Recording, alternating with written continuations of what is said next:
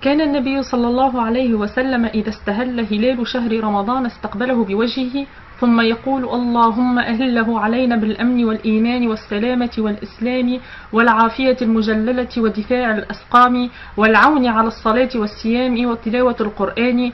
اللهم سلمنا لرمضان وسلمه لنا وسلمه منا حتى يخرج رمضان وقد غفرت لنا ورحمتنا وعفوت عنا. رمضانكم مبروك، الناس الكل ينعاد عليكم بالخير واليمن والبركة.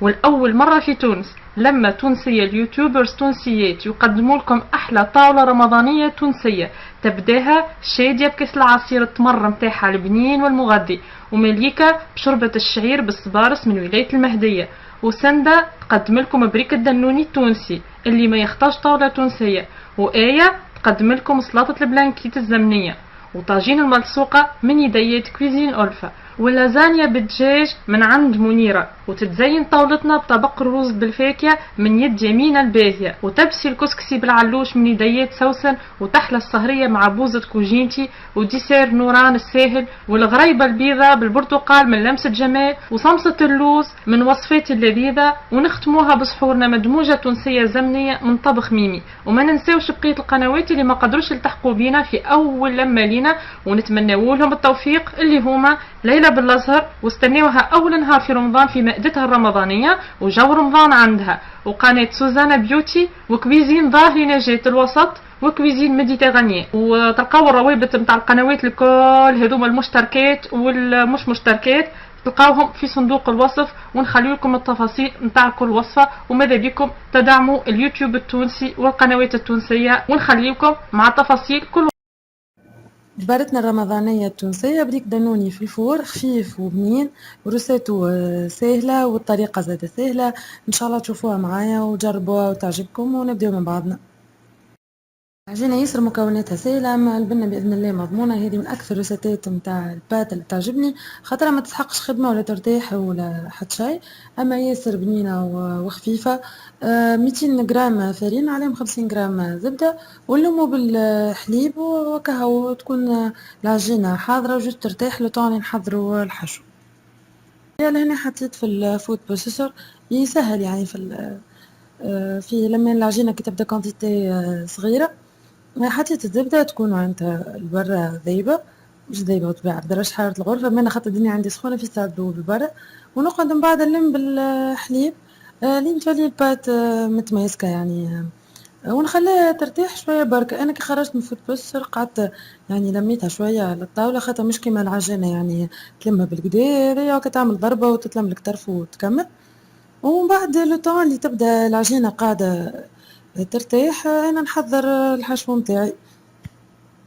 لأنا عندي باقي متاع صدر دجاج روتي فتفتو يعني ديجا طايب وبنين، وحطيت عليه المكونات اللي عندي: عظم مسموط ومعدنوس، جبن موتزاريلا مكعبات، وعندي زاد تشيدر قصيته معناتها عملته رابي، زيتون، حطيت زاد جبن مثلثات يلم البات ويجي هكا بنين معناتها يبنن بالكدا.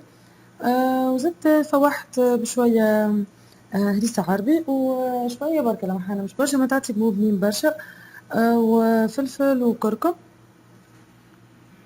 نكمل الزيت الزيتون الكبار. لهنا العظمة خلطتها الكل، ما خليت منها شوية بركة باش ندهن بيه البريك دانوني من الفوق. مش ما نقعدش يعني نعمل في عظمة أخرى ونخلي الأصفر وحده والأبيض وحده، وديجا ما حشتش بالحشو في الحشو نتاعي يعني بعضمتين، عظمة واحدة تحسها سوفيزونت. نخلط هاكا الحشو نتاعي ونخليها كوتي، ومن بعد باش نحل العجينة كي تشوفوا فيها طرية وسوبل.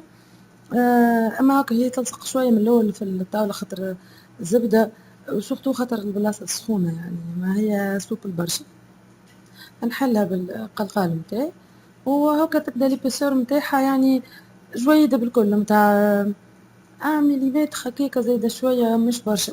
هي خاطر في الفور يعني مش باش تزيد تخشين، وهكاكا يقعد فيه كي تاكلها تجيك خفيفة وفيك خستيان هكا ياسر تحفون البات. ان شاء الله جربوها وبإذن الله تعجبكم، خاطر انا ملي جربتها عجبتني على الاخر وما عادش مبدلتها للبريك الدنوني. لهنا العجينة حليتها كيما شفتوا في باسور جويد.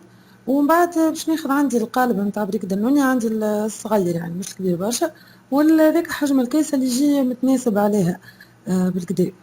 من بعد نبدا ناخد بالدورة، معناتها بالدورة نحطها على القالب متاعي، وننزل بالكدا على الأطراف باش يعمل هاك النقشة هاذيكا تبدا ظاهرة ميم طون باش ما تهربش العجينة، ونحط في وسط الحشو ونسكرها وتجي متماسكة ومنظرها تحفون. هي إذا واحد ينجم يسكر يعني باليد عادي هاكا بتفرشيطة، كل واحد هو وفنياته في كيفاش معناتها يعمل، أما هذايا هاكا تعطي الكعبات الكل كي بعضهم ومزيانين يعني في التقديم يعني الكل.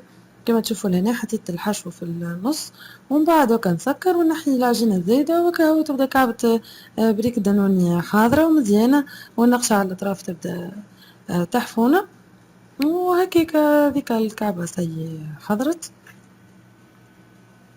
ونعاودو من بعد هكاكا نفس البروسيدور مع بقية العجينة اللي نكملو الفرشة الأولى يعني متاع البات. هاكا كيما تشوفوا تعاود تحل وتحط المكونات متاع العجينة، المهم تنزل بالكدا على الأطراف باش ما تهربش يعني العجينة وتجي مسكرة ومتماسكة بالكدا.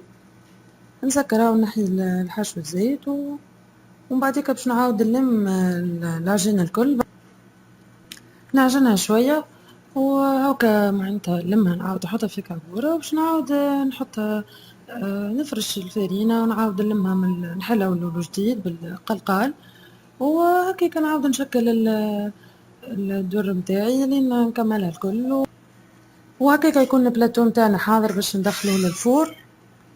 ناخذ خليط العظمة اللي خليته قبيلة وندهن بيه الكعبات متاع بريك دانوني ونعملو رشة جاجلان من الفوق، وهكا هو ندخلو الفور، وهكاكا يكونوا كعبات البريك حاضرين.